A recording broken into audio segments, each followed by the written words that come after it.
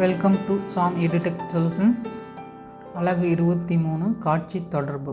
சரியான விடையை தேர்ந்தெடு. நம்பர் 1, அசைவூட்டும் காணொளிகளை உருவாக்க பயன்படும் மென்பொருள் எது? ஸ்க்ராட்ச்.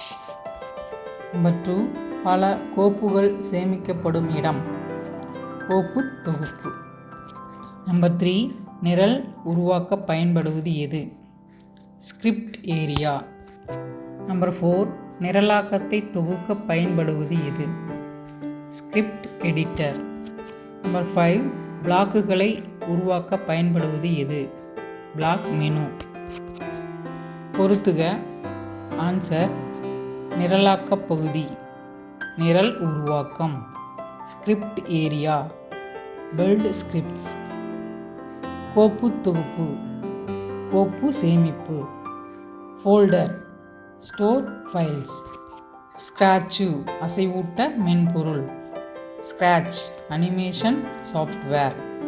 ஆடை திருத்தி, நிரல் திருத்தி. Costume editor, edit programs.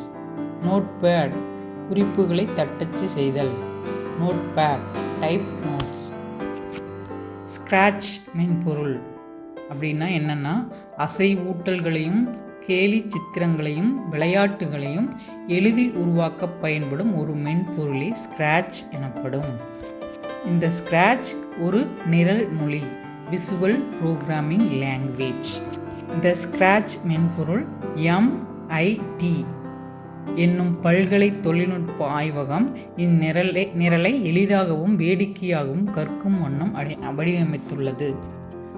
இந்த ஸ்க்ராட்ச் சூழல் திருத்தி 3 பிரிவுகளாக இருக்கிறது.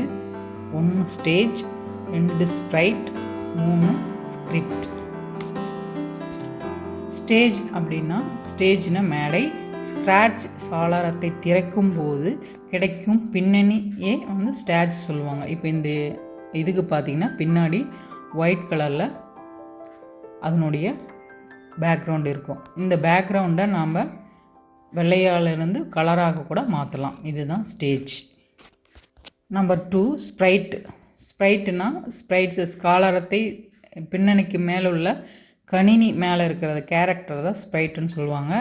இந்த ஸ்க்ராட்ச் சாளரத்தை நம்ம ஓப்பன் பண்ணும்போது அங்கே பூனை ஸ்ப்ரைட்டாக காட்சியளிக்கிற மாதிரி இந்த மென்பொருளில் வச்சுருக்குறாங்க.